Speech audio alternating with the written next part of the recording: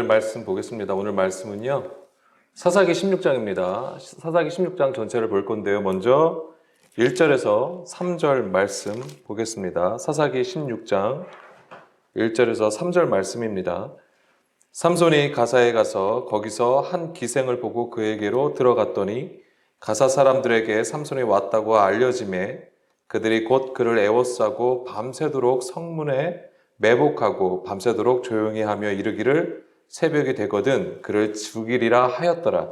삼손이 밤중까지 누워 있다가 그 밤중에 일어나 성문짝들과 두 문설주와 문빗장을 빼어가지고 그것을 모두 어깨에 메고 헤브론 앞산 꼭대기로 가니라. 아멘. 먼저 1절입니다. 삼손이 가사에 가서 거기서 한 기생을 보고 그에게로 들어갔다라고 했습니다. 자, 가사는요, 블레셋 주요 5도시 중에 하나입니다.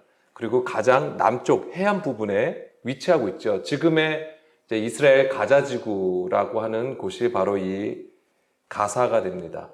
자, 거기서 한 기생을 보고 그에게로 들어갔다라고 했는데요. 여기서 기생은 자나라는 히브리어가 사용이 되었습니다. 간음하다, 음행하다라는 뜻을 가지고 있고요. 상징적으로는 우상을 섬기다라는 뜻을 가지고 있습니다. 자, 다른 성경에서는 창녀, 매춘부로 해석이 되었고요. 다만 이제 탈국력이라고 있습니다. 이것은 이제 아람어 성경인데, 자, 여기서는 여관, 여주인으로 해석이 되어 있습니다. 여호수아 2장에서 누가 나오죠? 기생 라합이 나옵니다. 이 기생 라합도 단순하게 어떤 그 몸을 파는 여자로 나온 게 아니고, 이제는 거기서 보면은 그 이스라엘의 정탐꾼을 숨겨준 여자로 나오잖아요. 그리고 나중에 이 여리고 성이 무너질 때에 그 라합과 그의 가족들이 구원을 받는 것을 우리가 보았는데요. 자, 그런 관점에서도 본다면 삼손이 단지 그냥 창녀의 집에, 매춘부의 집에 들어가서 동침한 것이 아니라 어쩌면은 그냥 여간에 들른 것으로 볼 수도 있습니다. 그러니까 왜 제가 이런 말씀을 드리냐면은 우리가 이제는 흔히 삼손 하면은 굉장히 여자를 좋아하는 남자, 이제 그렇게 우리가 많이 알고 있고, 실제적으로도 뭐 이 삼손과 들릴라를 주인공으로 해서 영화도 있거든요. 그런 거 보면 굉장히 이제는 그 들릴라는 되게 좀 섹시한 여자, 그리고 이제는 삼손은 굉장히 상남자로 정말 또 우통 까고 막 그런 모습으로 많이 나오는데, 어쩌면 우리가 생각하는, 우리가 그런 이미지를 가지고 있기 때문에 어쩌면 우리가 이 성경을 볼 때, 삼손의 얘기를 볼 때에 정말 어쩌면 그냥 우리가 생각하는 그대로 사람의 시선으로 볼 수 있다라고 하는 겁니다. 근데 처음부터 계속 말씀을 드렸던 것이 바로 삼손은 그리스도를 나타내는 굉장히 많은 부분 겹쳐져 있다라고 말씀을 드렸습니다. 그래서 이제 이런 부분들, 그런 관점에서 이제는 꼭 기생, 우리가 생각하는 창녀나 매춘부가 아니라 어쩌면 여관 여주인으로 해석이 될 수도 있다라고 말씀을 드리는 겁니다. 자, 그리고 사사기 16장 2절이요. 가사 사람들에게 삼손이 왔다고 알려짐에 그들이 곧 그를 애워싸고 밤새도록 성문에 매복하고, 이제는 어떻게든지 삼손을 죽이려고 기회를 엿보는 것이죠. 이제는 성문에 매복하고 이제 때를 기다리는 블레셋 사람들의 모습을 우리가 볼 수 있습니다. 3절까지 볼게요. 자, 삼손이 어떻게 하죠? 자기들을 죽이려는 블레셋 사람들이 성문에 매복한 것을 눈치채고 어떻게 합니까? 성문짝들과 두 문설주와 문빗장을 어떻게 하죠? 빼어 가지고 헤브론까지 이걸 어깨에 메고 간대요. 자, 상상이 가십니까? 그런 그림들이? 이게 성문이, 그러니까 한마디로 성문 전체를 가지고 가는 거예요. 정말 힘이 엄청나게 센 사나이라는 것을 우리가 알 수 있는데, 이런 부분에서도. 자, 이 성문은 무엇을 얘기하는 겁니까? 그 성읍의 권력이에요. 힘을 얘기하는 겁니다. 권세를 상징하는 겁니다. 자, 그것을 헤브론까지 가져갔다. 헤브론은 그 당시 유다의 중심지와도 같습니다. 거의 그것을 가지고 간 거예요. 이 가사에서 헤브론까지 실제 거리가 62km 정도 된다고 합니다. 62km. 어마어마하게 먼 거예요. 이것을 지금 어깨에 메고 가지고 갔다라고 하는 겁니다. 가까운 거리가 결코 아닙니다. 게다가 어떤 교통수단을 이용해가지고 그것을 이동한 게 아니에요. 어깨에 맸다고 하는 것이죠. 자, 이런 그림들이 우리에게 보여주는 것은 무엇일까요? 자, 이것은 우리가 창세기 22장 17절 말씀을 인용해서 보자면 대적의 성문을 차지한 것을 보여주는 거예요. 대적의 성문을 차지한 거예요. 내가 내 큰 복을 주고 내 씨를 크게 번성하여 하늘의 별과 같고 바닷가의 모래와 같게 하리니 내 씨가 그 대적의 성문을 차지하리라. 창세기 22장은 무슨 내용입니까? 이 앞에 무슨 내용이 있어요? 아브라함이 이삭을 번제로 바친 일이 있었던 거예요. 그 일 이후에 하나님께서 아브라함의 순종을 보시고 그의 믿음을 보시고 지금 이 말씀을 하시는 거예요. 대적의 성문을 차지하라, 내 씨가. 지금 삼손이 보여주고 있는 거 그 성문이잖아요. 블레셋의 성문이란 말이에요. 그것을 지금 뽑아서 가지고 간다라고 하는 겁니다. 여호와의, 이 앞에가 바로 그 얘기잖아요. 여호와의 이레, 그렇죠? 여호와의 이레가 우리가 문자로 성경에서 보면은 하나님께서 준비하시다라는 뜻도 있지만 예전에 나눴습니다. 뭐라고 그랬냐면 여호와의 이레는 하나님께서 그리스도를 나타내시는 것이라고 했습니다. 그래서 아브라함은 이 사건을 통해서 모리아산에서 그의 아들 이삭을 바침으로써 무엇을 보게 되냐면 그리스도의 죽음과 부활을 보고 있다라고 하는 것이죠. 이것이 바로 여호와의 이레예요. 우리의 잘됨을 통해서 하나님께서 뭔가 다 예비해 주시고 준비해 주시는 그런 하나님을 얘기하는 게 아닙니다. 대적의 성문을 취한다고 하는 것은 우리의 힘과 능력으로 되는 것이 아니라 오직 십자가의 능력으로 된다는 것을 우리는 깨달아야 되는 것이죠. 자, 여기서 보면은 다시 사사기 16장 3절 말씀. 성 문짝들과 두 문설주와 문빗장을 빼어 가지고라 했잖아요. 빼어 가지고. 낫삽입니다. 낫삽. 자, 이게 무슨 뜻이냐면 잡아 뽑다라는 뜻이에요. 그러니까 장막, 말뚝을 뽑는 것을 얘기하는 겁니다. 이것이 바로 뭐냐면은 십자가를 지고 예수를 따르는 구약의 그림이에요, 그게. 그러니까 이스라엘이 애굽에서 나와서 광야 생활을 합니다. 그럼 그들의 집은 뭐죠? 그들이 거주하는 장소가 텐트잖아요. 이 텐트를 칠 때 뭐가 있어요? 폴대가 있잖아요. 그렇죠? 긴 막대를 박고 또 이동할 때는 어떻게 하죠? 뽑아가야 되는 거예요. 자, 그런 그림들이 뭐냐면 바로 이제 십자가를 지고 간다라고 하는 거예요. 자, 이스라엘은 자기들의 마음대로 움직여가는 게 아니었어요. 반드시 광야에서는 무엇을 따라서 구름기둥과 불기둥. 이게 뭐예요? 하나님의 임재를 얘기하는 거예요.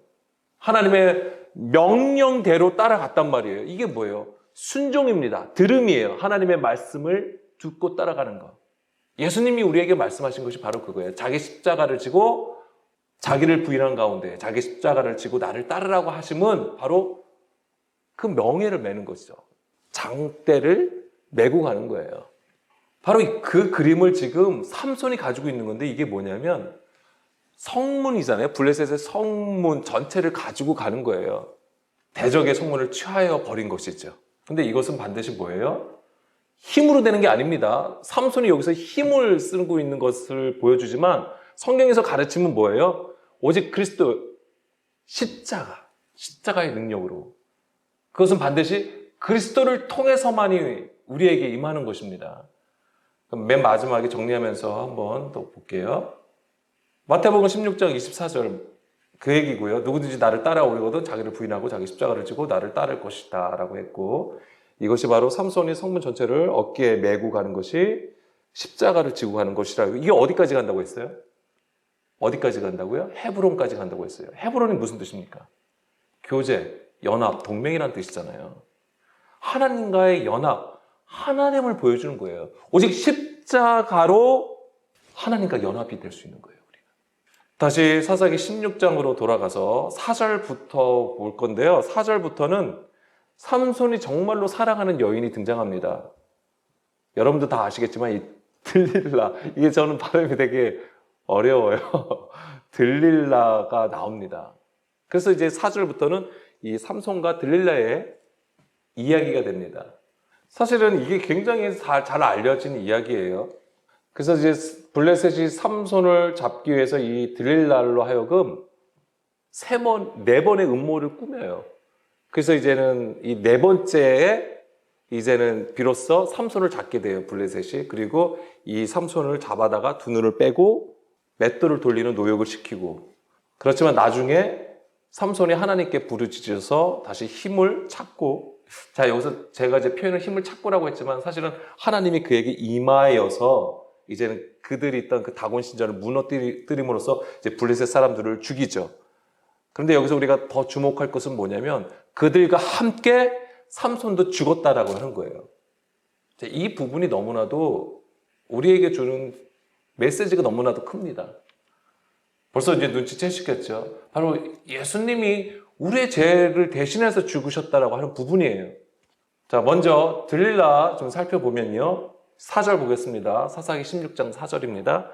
이 후에 삼손이 소렉 골짜기에 들릴라라 이름하는 여인을 사랑하며, 여기서 들릴라, 이제 델릴라라고 읽는데 달랄이라는 단어에서 왔습니다. 약하다, 매달리라는 뜻이에요. 그래서 이 들릴라는 매달아둔 먹이란 뜻을 가지고 있어요. 근데 제 이 성경에서는 속이는 여자로도 이렇게 나오고요. 또 다른 번역서에서는, 다른 곳에서는 이제 부정한, 그러니까 요부로도 이제는 나오더라고요. 근데 어쨌거나 이제 문자로 보게 되면은 매달아둔 먹이라는 뜻을 가지고 있습니다. 그런데 이 들릴라가 어디 사람입니까?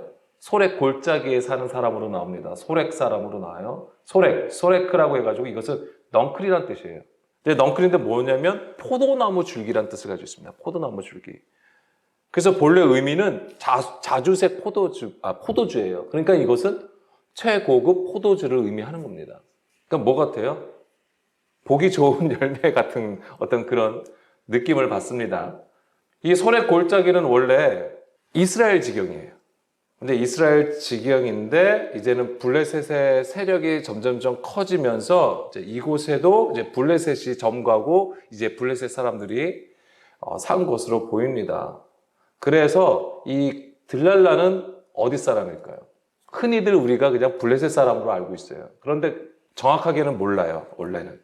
이 들랄라가 블레셋 사람인지 이스라엘 사람인지 몰라요, 정확하게는. 어디에도 그것이 나와 있지 않고, 다만 우리가 왜 블레셋 사람이라고 얘기하냐면 지금 누구 편을 들고 있어요? 예, 블레셋 사람들의 편을 들잖아요. 블레셋에게 돈을 받고 은 1,100을 받는 거예요.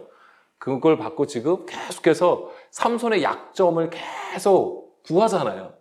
결국엔 구해서 팔게 되는 것인데, 그런 모습 때문에 아마 이제 삼손과는 완전히 극과 극에 대적하는 자로 생각을 해서 이제 블레셋 사람으로도 여기지만 사실은 정확하게는 어디 사람인지는 나와 있지 않습니다. 제가 왜 또 이런 말씀을 드리냐면 예수님을 판 자가 누구예요? 가룟 유다는 누굽니까? 예수님의 제자예요. 정말 가까이 있던 자예요. 누가 빌라도에게 넘겼어요? 성전 유대교 지도자들이 넘겼습니다. 그 사람들은 이방인이었습니까? 아니에요. 유대인들이었어요. 이스라엘 사람들이었다고요. 정말 하나님의 말씀을 엄청나게 알고 있고 메시아 오기를 기다리는 자들이었단 말이에요. 그런 자들이 오히려 예수를 정죄하고 빌라도에게 넘겼다고요. 제가 이런 말씀을 드린 것은 우리가 기존에 알고 있다라고 하는 게 정확한 게 아니에요. 우리가 상황과 환경을 보고 이거는 이런 거야 라고 딱 정해버리고 그 관점에서 보게 되면 우리가 성경에서 말하는 것을, 많은 것들을 놓칠 수 있다라고 하는 것을 말씀을 드리면서 이런 얘기를 드립니다. 그러니까 예수님을 판 자는 바로 유대인들이었단 말이에요. 여기서 지금 삼손을 블레셋에게 넘기는 자가, 그러니까 오히려 어쩌면은 소렉 지역이 제가 이스라엘 지경이라고 했습니다. 그렇기 때문에 이 들랄라는 어쩌면 이스라엘 사람일 수도 있다라고 하는 것이고, 이 이름이 블레셋 사람들의 이름이 아니에요. 그러니까는 히브리어예요, 히브리어. 자, 어쨌거나 이제 들릴라가 바로 이제는 이 삼손을 이제는 블레셋 사람들에게 이제 넘기게 되는 것이죠. 그래서 자, 이런 부분을 염두에 두고 들릴라를 보게 되면 소렉의 들릴라잖아요. 이것을 그대로 해석을 하면 포도나무 줄기에 매달아둔 먹이란 뜻이 돼요. 그죠? 아까 포도나무 줄기라고 했잖아요. 포도나무 줄기에 매달아둔 먹이란 뜻이죠. 그래서 삼손을 유혹하는 자, 속이는 자라는 의미가 되는 것입니다. 뭐예요? 뱀이 선악과를 보고 여자를 미혹하는 거하고도 같은 거예요. 자, 그런 그림들을 가지고 있습니다. 자, 사사기 16장 5절입니다. 5절부터 6절 말씀 보게 되면, 자, 블레셋 사람들이 이제 들릴라를 이용해서 이제 삼손을 잡으려고 하는데, 이제 삼손의 힘이 두려웠던 것이죠. 그동안 당했잖아요. 14장, 15장을 통해서 계속 이제는 이 삼손에게 일방적으로 당하는 거예요. 그러니까 삼손의 힘이 두려웠겠죠. 그것 때문에 그 힘을 어떻게 하면 봉쇄해야 하는지 이제 고민하게 되는 것이죠. 자, 삼손은 자신의 힘의 근원에 대해서 3번씩이나 거짓말을 합니다. 그렇죠? 그것이 7절, 11절, 13절을 기록하고 있습니다. 그걸 중심으로 쭉 볼 거예요. 자, 블레셋 사람들은 삼손의 힘의 근원을 어떤 것을 통해서 온다라고 생각을 했던 것 같아요. 몇 절이냐면 5절, 6절 볼게요. 5절, 6절. 블레셋 사람의 방백들이 그 여인에게로 올라가서 그에게 이르되 삼손을 끼워서 무엇으로 말미암아 그 큰 힘이 생기는지 그리고 우리가 어떻게 하면 능히 그를 결박하여 굴복하게 할 수 있는지를 알아보라. 자, 이 얘기를 합니다. 그러니까 지금 블레셋 사람들은 삼손의 힘이 어디서부턴가 온다라고 생각을 하는 거예요. 자, 이런 관점은 오늘 우리에게서도 볼 수 있어요. 우리가 능력 받기 위해서 며칠 작전 기도 한다든가 어디 가면 성령 받는다고 해서 어느 기도원, 어디 기도원, 그리고 그 기도원에 누구 원장에게 안수 기도 받으면 막 성령 받더라, 능력 받더라. 자, 이런 거 있었단 말이에요.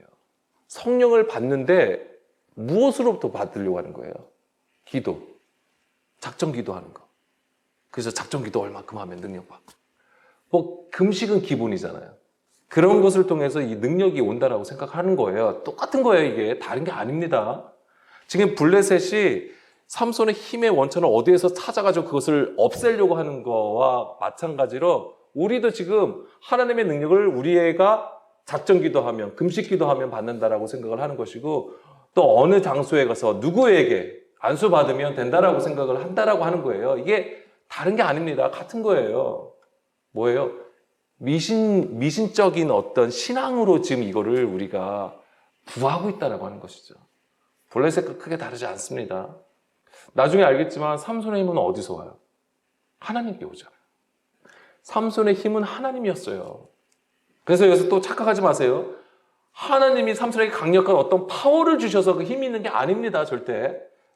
16장 20절 보겠습니다. 들릴라가 이르되 삼손이여 블레셋 사람이 당신에게 들이 닥쳤느니라 하니 삼손이 잠을 깨며 이르기를 내가 전과 같이 나가서 몸을 떨치리라 하였으나 여호와께서 이미 자기를 떠나신 줄을 깨닫지 못하였더라 라고 되어 있잖아요. 그러니까 삼손의 힘은 누구로부터 온 거예요? 하나님께 있었던 거예요. 하나님께. 자, 그것을 알아야 되는 것이죠. 자, 이런 것이 이제 신학적인 관점에서 보게 되면 에베소서 4장 13절로 저는 보았습니다. 에베소서 4장 13절에 보게 되면 우리가 다 하나님의 아들을 믿는 것과 아는 일이 하나가 되어 온전한 사람을 이루어 그리스도의 장성한 분량이 충만한 데까지 이르리니. 자, 여기서 보면은 예수 그리스도를 믿는 것과 아는 일이 하나가 되어 온전한 사람이 되는 것, 이걸 얘기하는 거예요. 근데 이것은 그냥 우리의 어떠한 것으로도 행할 수 없죠. 오직 무엇으로만? 오직 십자가를 통해서 그리스도의 그 믿음으로 되는 것이죠. 그 믿음, 그리스도의 그 믿음이 우리 가운데 올 때에 우리가 비로소 하나님의 아들을 믿게 되는 것입니다. 믿는다는 게 무슨 얘기예요? 듣는다는 얘기예요. 그 들음을 통해서 비로소 우리가 하나님을 알고 그리스도를 알게 된다라고 하는 것이죠. 그것이 하나가 되는 것. 온전히 연합하는 가운데 온전한 사람. 이제 사람의 일을 스탑하고 하나님의 뜻을 따라서 온전히 듣고 순종하는 사람이 되는 것을 얘기하는 것이죠. 그것이 뭐예요? 그리스도의 충만한 분량, 그리스도의 장성한 분량에 충만한 것으로 이르는 걸 얘기하는 거예요. 근데 그 방법이 뭐였냐면 바로 십자가였다라고 하는 것이죠. 사사기 16장 7절 보면, 자, 첫 번째로 이제는 삼손이 가르쳐 주죠. 이제 들릴라가 자꾸만 애원하니까 아무래도 이제 가르쳐 주는데 이제 거짓말이죠. 제가 미리 말씀드리면 거짓말이잖아요. 7절에 보게 되면 삼손이 그에게 이르되 만일 마르지 아니한 새 활줄 7으로 나를 결박하면 내가 약해져서 다른 사람과 같아진다라고 했어요. 여기서 마르지 아니한 새 활줄 7이라고 되어 있습니다. 7은 따로 말씀드리지 않고 여기서 마르지 아니한 새 활줄. 이게 뭐냐면 예전 성경에서는 푸른 칡으로 나왔어요.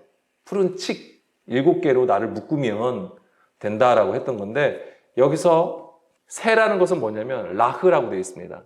이게 뭐냐면 질긴이란 뜻인데 이게 질긴 이유가 마르지 않은 거예요. 축축한이란 뜻을 가지고 있어요. 자, 활줄은 뭐냐면 예타르라고 되어 있습니다. 예테르. 원래는 돌출, 초월성, 여분이란 뜻을 가지고 있는데요. 여기서는 동물의 심줄을 얘기하는 거예요. 그런데 축축하대요. 그 얘기는 무슨 얘기죠? 죽은 지 얼마 되지 않았다라고 하는 거예요. 죽은 지 얼마 되지 않은 동물의 심줄 7개로 나를 묶으면 내가 힘이 없어진다. 이제 이 얘기를 했던 것이죠. 그래서 8절에 보게 되면 삼손이 이것으로 결박을 당해요. 근데 어떻게 됐죠? 여전히 힘이 나오죠. 자, 우리는 여기서도 무엇을 볼 수 있냐면, 자, 이게 만약에 정말로 그렇게 되면은 어떤 일이 무엇과 위배되는 거죠?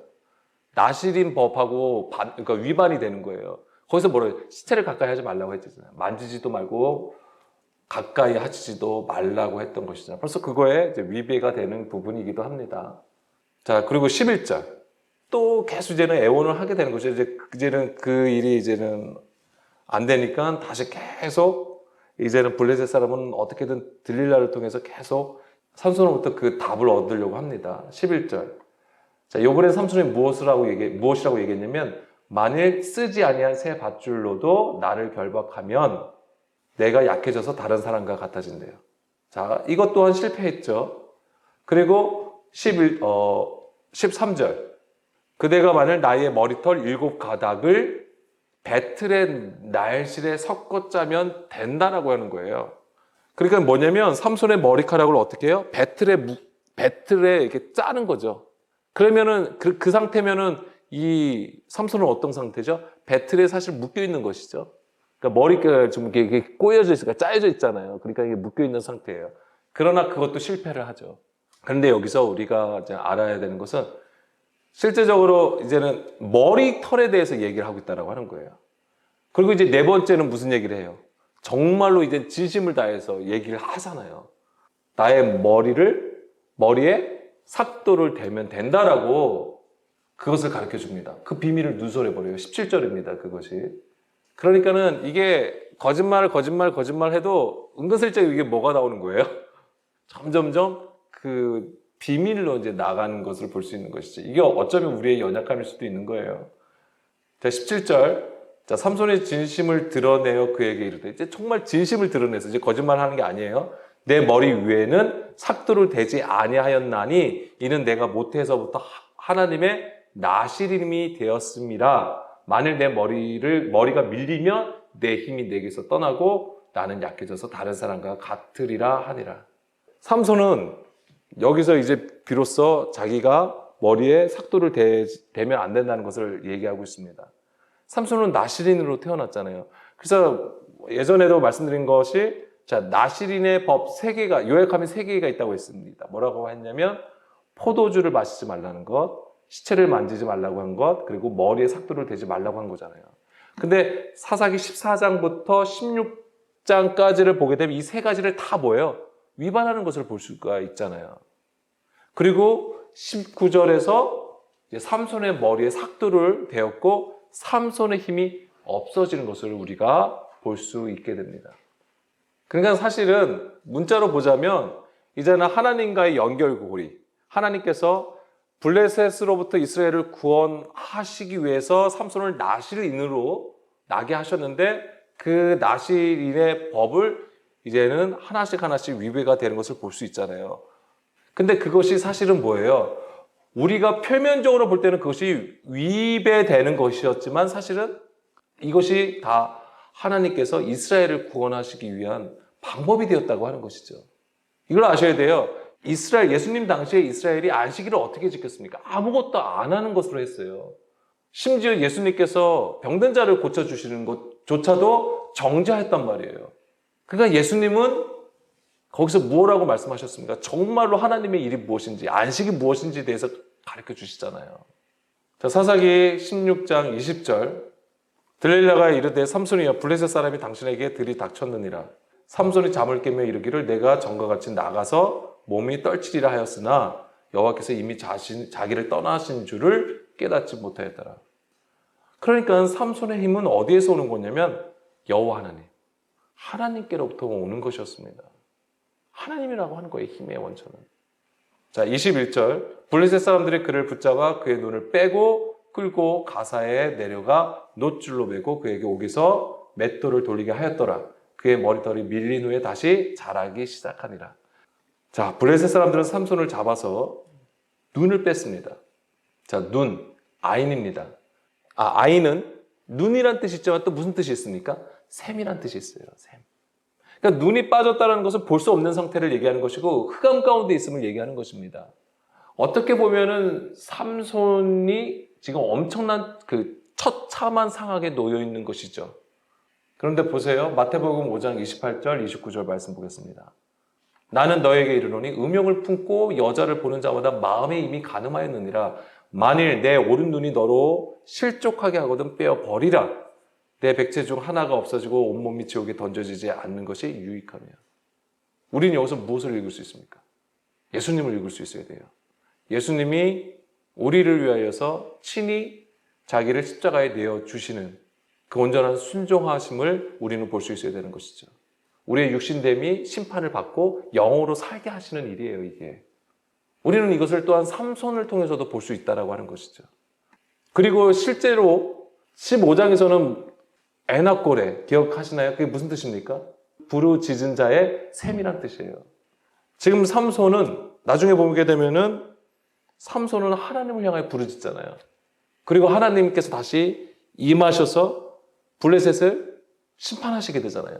그것이 무엇입니까? 바로 샘이 터진 것을 얘기하는 것이죠. 어둠, 그 안에 흑암이 어떻게 된 거예요? 이제 그게 터져서 놀라운 하나님의 일을 하게 되는 것이죠. 그게 바로 성령의 역사예요. 그런 것들을 다 보여주는 것입니다.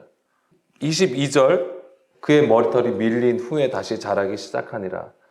뭔가 지금 삼손에게는 엄청난 고난이 닥쳤지만 하나님은 또 그를 사사기 16장 22절이죠. 하나님은 그를 통해서 이스라엘을 구원하실 일을 진행하심을 우리가 여기서 또 읽게 되는 것이죠.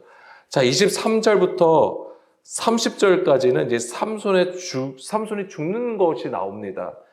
자, 23절부터 계속 볼게요. 블레셋 사람의 방백들이 이르되 우리의 신이 우리 원수 삼손을 우리 손에 넘겨주었다 하고 다 모여 그들의 신 다곤에게 큰 제사를 드리고 즐거워하고 백성들도 삼손을 보았으므로 이르되 우리의 땅을 망쳐놓고 우리의 많은 사람을 죽이는 원수를 우리의 신이 우리 손에 넘겨주었다 하고 자기들의 신을 찬양하며 그들의 마음이 즐거울 때에 이르되 삼손을 불러다가 우리를 위하여 제주를 부리게 하자 하고 옥에서 삼손을 불러내매 삼손이 그들을 위하여 제주를 부리니라. 그들이 삼손을 두 기둥 사이에 세웠더니 삼손이 자기 손을 붙든 소년에게 이르되 나에게 이 집을 버틴 기둥을 찾아 그것을 의지하게 하라 하니라. 그 집에서 남녀가 가득하니 블레셋 모든 방백들도 거기에 있고 지붕에 있는 남녀도 3,000명 가량이라. 다 삼손이 제주 부리는 것을 보더라. 이렇게 되어 있습니다. 자, 여기서 보면은 지금 블레셋은 어떤 것을 얘기하냐면 삼손을 잡은 것이 누구 때문에 잡은 거죠? 다곤신. 자기들의 신이 삼손을 잡게 했다고 하는 부분이에요. 자, 블레셋이 섬기는 다곤신은 어떤 신입니까? 이제 물고기 신으로 되어 있습니다. 그런데 이제는 이것이 이제 두 가지 얘기가 있는데, 흔히 이제 우리가 물고기 신이라고 했을 때 이 다그라는 단어에서 왔다고 합니다. 다그. 이 다그가 물고기란 뜻을 가지고 있어요. 근데 이 물고기가 의미하는 것은 무엇이냐면 알을 많이 낳는다고 하는 것이죠. 그리고 이게 물줄기를 타고 올라갈 때 그 꼬리 지느러미로 탁탁 하면서 치고 올라가는 거잖아요.